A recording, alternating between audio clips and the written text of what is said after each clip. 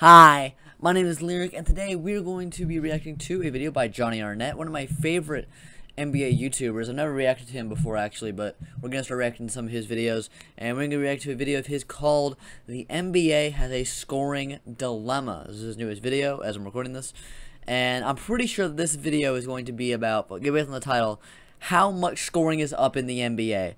Because scoring is up in the NBA so much this year.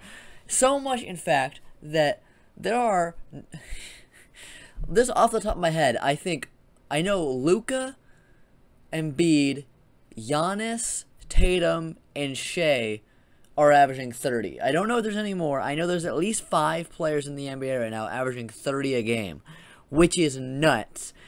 Like, Luka Doncic had a 60-point triple-double, and in the same week, Donovan Mitchell had a 71-point game with 11 assists. Yeah, scoring's up a lot in the NBA, so we're going to see whether he thinks it's a good thing or a bad thing, or how the NBA should either, if the NBA should do anything about it to keep the scoring how it is, or to maybe slow it down how it used to be, because scoring is up so much in the NBA nowadays. So, let's see what Jonny Arnett has to say about it. Let's go, man. Do you guys think scoring is up too much in the NBA? Would you like it to go back down to how it used to be? I don't know. I kind of like the new scoring. Personally. It's fun. I do like watching defense, though, to be fair. But I think defense still exists. I think the thing that defense doesn't exist anymore is an overstatement. It's the worst kept secret in the entire league. Scoring is up, and it's up significantly. Just this season alone, we've witnessed Luka Doncic score several 50-point games, including a 60-point triple-double. Donovan Mitchell just dropped 71 points, which was the highest scoring performance since Kobe's 81 in 2006. And Giannis recently had his own tremendous scoring streak. Along with that is a Yeah, he had a back-to-back 40-20 games, and then had a career-high 55. Yeah, but since then, though, he had like a 30-point triple-double after that, and then the next game he had 9 points the next game. And the next game, I think he shot he had 20 points, but he shot really badly from the field. And then the next game, he had 7 points, but he had 18 rebounds and 10 assists, and they won. So, I don't know what's going on with Giannis, bro. Plethora of players who are dropping 50-point games. Superstar Embiid had 59 points. I think it was 59 points, 11 rebounds, 8 assists, and 7 blocks. The beginning of the season, that was nuts. And that's the third best game of the year. Imagine jumping 59, 11, 8, and 7, and that being the third best game of the season. That's actually insane. We're only halfway through the damn season. There's still another half of the season. There's still playoffs left. Our players used to have games like this every couple months, but now it seems like players are having career nights every other night.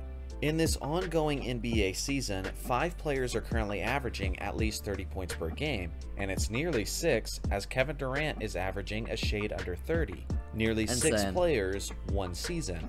In the entirety of the 1990s decade, only 2 players had a season where they averaged at least 30 points per game. That's nuts. Michael Jordan and Karl Malone. In the modern game, we have nearly 3 times the amount of explosive scorers this season compared to the entire decade where NBA viewership was at its peak. If that doesn't emphasize just how inflated modern stats are, maybe this next stat will. 20 years ago was the 2002 to 2003 season, and during that period of time, you had many guys who could score, like Kobe Bryant, Allen Iverson, Tracy McGrady, Shaquille O'Neal, Michael Jordan, Paul Pierce, Dirk Nowitzki, Kevin Garnett, Chris Webber, Tim Duncan, Karl Malone, Gilbert Arenas, Ray Allen in his prime, and so on. In that entire 02 to 03 NBA regular season, there was a grand total of 71 40-point games league-wide. We haven't even reached the halfway point of this current NBA season, and there is already significantly more 40-point games. Dude, there's multiple 40-point games, I think, every day in the NBA. Like, literally, because I watch all the NBA highlights of all the games, because I try to, know a lot about the NBA so I can have good commentary on my YouTube channel. And yeah, I think pretty much every day there's a 40-point game. Than there was in an entire season 20 years ago. Right now, teams league-wide are averaging 113.8 points per game. Not only is that absurdly high, but that's literally 114 a game. The most points averaged since the 1969 to 1970 season, which, for perspective, was when Wilt Chamberlain was still playing in the NBA.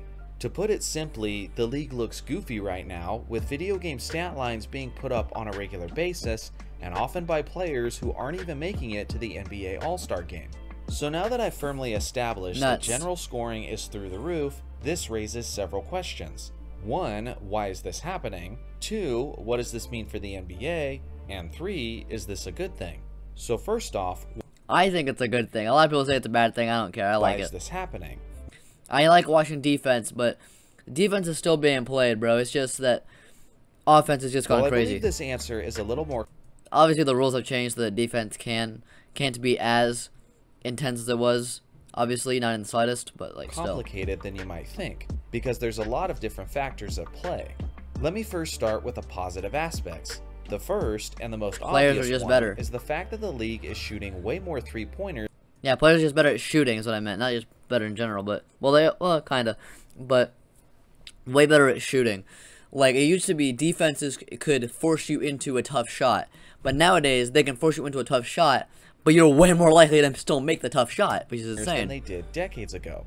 This is an upward trend that's been going on since the 90s, but the emergence of Steph Curry and the Warriors certainly expedited that process. Here's a breakdown of the average amount of three-pointers attempted by team per game. 34 a game. It was always moving upwards, but the numbers more than doubled themselves after Curry exploded onto the scene and inspired the NBA's thinking. I could spend a lot of time breaking this down, but it's obvious. More three-point attempts equals more points per game. Another positive aspect is this. I truly believe this is the most talented era of NBA history. Agreed. There are superstar level players all over the league. So many guys with skills, so many guys with athleticism, and many players who are simply freaks of nature. The MVP races over the last few seasons have been some of the most competitive races we've ever seen. Along with that, I've never seen a season where there was this many players who have an argument for the title of the best player in the game. Some think it's Giannis. Yeah, because there's an argument for Giannis, Jokic, Luka. Some think it's Jokic. Some say Tatum, Steph, Embiid, Curry, Luka, Durant, Embiid, and so on. It's almost to the point where if you're any one of these top... There's no, right now, I would say Giannis was the best player in the world at the end of last year. But I think at the end of this year, there's not going to be a clear-cut best player in the world unless someone goes on an insane playoff run. One of those guys goes on an insane playoff 10 run. players in the league, then you have your own legitimate argument as why you should be in the #1 spot. Not only is that rare, but I think we've never seen that before. The closest season of talent, in my opinion, would probably be the 1992-93 season, as the league was so rich with stars at that point, especially at the center and power. I was like 80. I was gonna say like 87 when you had like prime Magic, Bird, and Jordan in the same year. Positions, but even then, it's really hard to top this current NBA. Another aspect is that this is the most efficient shooting era of NBA history. As I was saying, I believe that this is an inarguable fact. General players from the point guard position all the way to the center position are displaying efficient range all over the court. In today's game, it doesn't matter how big you are or what position you play. If players are just better at scoring, man. You can't shoot from the... I don't think defense has gotten that much worse. Obviously, the rules have allowed it where it's not as intense. I don't think defense has gotten that much, but has gotten that much worse. That's the main reason. I think a large part of the reason is just offense has evolved faster than defense has. Then you're always seen as a liability to your team. Almost everyone can shoot now. Not only has the volume of three-point attempts dramatically increased, but the league-wide field goal percentage is also the highest it's been since the early 1990s. 47%. Another way of putting it is that ever since teams started averaging double-digit three-point attempts per game, this is the most efficient league-wide field goal percentage of all time. Now, with that being said, some of you might say that this is because defense isn't what it used to be, and there are a lot of different variables to having a solid field goal percentage. And honestly, that's a great point. The game changes over time, and as it changes, that can affect the efficiency of the league-wide field goal percentage. But you know what doesn't change? The free throw line. For as long as the NBA has existed, the free throw line has always been 15 feet away from the basket. There's never been any defenders. It's always just been the player, the ball, and a 15-foot shot. For perspective, in Michael Jordan's farewell season with the Chicago Bulls, the average player was shooting 73.7% from the free throw line. This season, the average NBA player is shooting 78% from the free throw line. Yeah, players just getting better at scoring, man. The highest percentage in NBA history. In fact, in the 75-plus... Don't show Luka when you're showing the average free throw shooter, man. Like, I don't know why Luka sucks ass at free throws, man. He's so good at everything else, but he just can't hit a free throw. Just one Achilles heel of the league existing, and defense. The top 4 seasons for the most efficient free throw shooting are these last 4 seasons that we just witnessed. Case in point, the NBA is shooting the basketball better than it ever has before, and that is certainly playing a factor in why scoring numbers have gone up. But it isn't the only factor. Let's get into some of the more negative aspects. The NBA has a bit of a traveling issue. For as long as the game has existed, players have been getting away with traveling, and the same is true today. But it isn't just the fact that players get away with traveling, but the league has also loosened up the rules over time, which allows the offensive player to make more moves. Here's an example. On January 4th, 2009, I would say that they're cracking down more on it. I don't think that's a good explanation for this specific season, though, because they've definitely been cracking down on it more this specific season compared to, like, the last few seasons. Like, the last few seasons, it was rarely ever called. This season, they're actually cracking down on it a lot more. Like, I watched that Lakers-Mavs game. They called, like, 5 travels in, like, the first half on, like, Luka and LeBron and stuff, and Westbrook. I think they're cracking down on it a lot more this season, so... If you're arguing that the travel stuff and them allowing more allowing more handling of the ball and stuff and more walking with it, I'd say that'd be a better argument. It's not a good argument for this specific season. You're saying in general, like the last 10 years, yeah, but not this specific season, I don't think. Overall, though, yeah, it is way easy. They have leaned up the rules for the offensive player now. LeBron James and the Cleveland Cavaliers were matched up against the Washington Wizards. They were down to the last few seconds of the game, and the Cavs needed a basket to send it to overtime. LeBron split the defenders and finished the play at the rim. The problem is, the refs called a travel on the play. As you can see the play break down, LeBron took what appears to be 3 steps on his way to the basket. Nearly every analyst on television agreed that this was an obvious travel by LeBron. The one person who didn't agree was LeBron himself, as he stated this in his post-game interview. Gather stuff. Like I said, I watched it again, and I took a crab dribble, which is a hesitation dribble, and then 2 steps.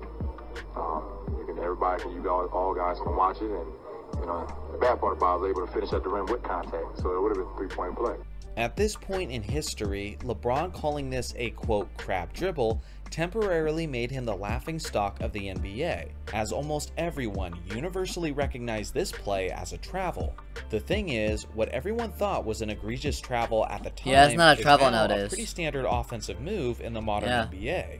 The definition of the quote gather step has become so loose over time that basically everyone gets away with these moves on a nightly basis. Right. Certain players like James Harden took full advantage saw a video about this for Jimmy Highler of the loosening definition of the gather step and integrated it into his famous step back.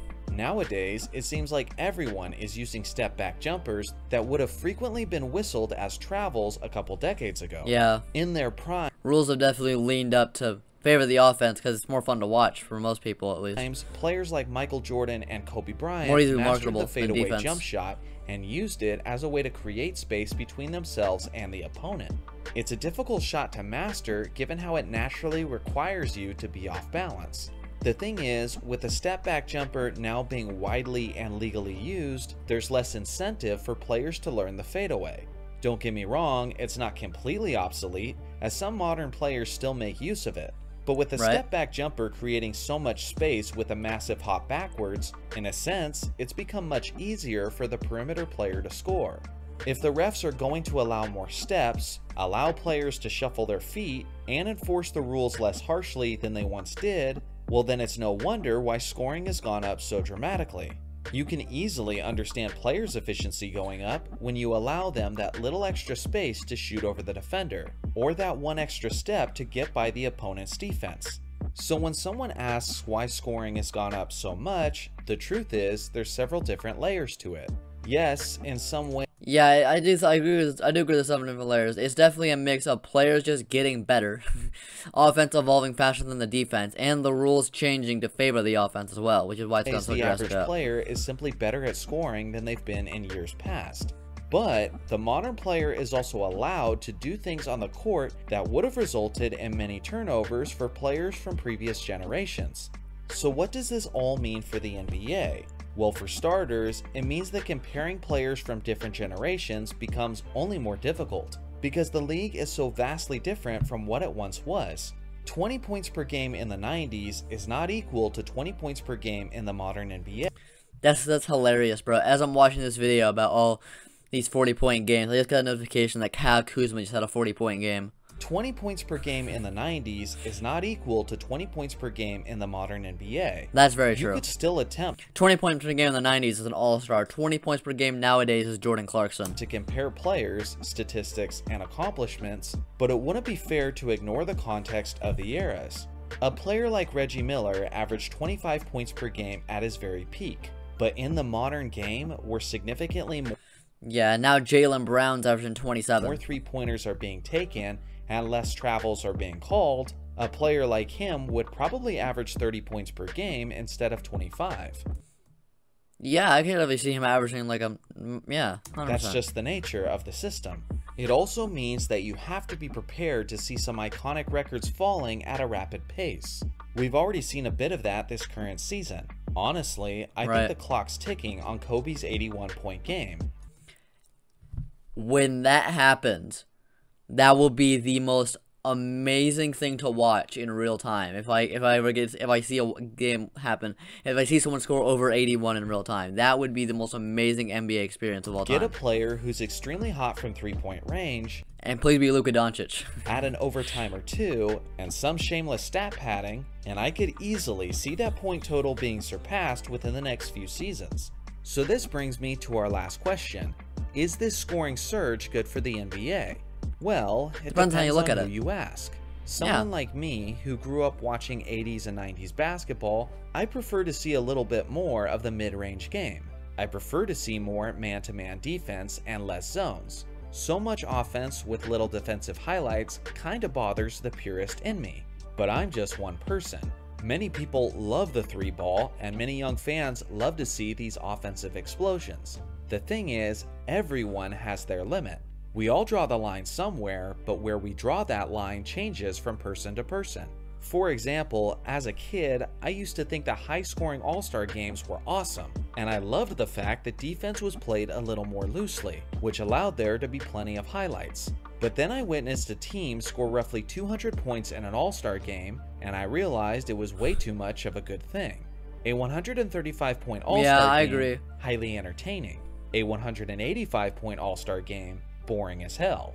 Obviously, my limit is gonna be different between all-star games and regular season matches, but my point remains the same. At a certain point, too much offense is not a good thing for NBA entertainment. We are right on the cusp of crossing I think this is the limit. I feel like if we go to a point where there's multiple players averaging over 35, I think we're at the limit. I think this is the limit. I think if it goes any higher than this, stop. Any higher than this, stop. I think right now, if it goes any higher, we need to add more defensive rules to favor the defense a little bit more. All right. If it goes any higher than this. My line. But where do you draw the line? Is there too much offense in the modern NBA? And if there isn't, how much more would teams and players need to be scoring for it to be? I think this is the perfect amount. I think this is where you stop. You either stop here or go a little bit less with the offense. You don't go any more. Become too much. Let me know your thoughts in the comment section below. Thanks for watching. Like if a guy I think when a guy who's someone bad, or someone I wouldn't, not bad, but if a guy what can't I think? Okay. Here's a good example. I just had it. If a guy like Lou Dort or something starts averaging like 20 a game, like if a guy like if like a team that's like the 7th seed has like 3 players averaging 20 a game, that's when we've gone insane. I think that's the limit. This is the limit right now where we're at in the NBA. I feel like if we go any higher, it's gonna get boring. I think we either keep it where it's at, or we go less, add more defensive rules, and make it a little bit more physical. Okay, either make it more physical or keep it where it's at and don't change anything. Okay, I think that's where you get it at. That's where you keep it at. Watching as always, make sure to like and subscribe for more basketball content, and I'll see you guys in the next video. Alright, that was a good informational video by Jonny Arnett. Comment if you want to see more Jonny Arnett, one of the greatest basketball YouTubers. Do you think this surge in scoring is a good thing or a bad thing in the NBA? Bye.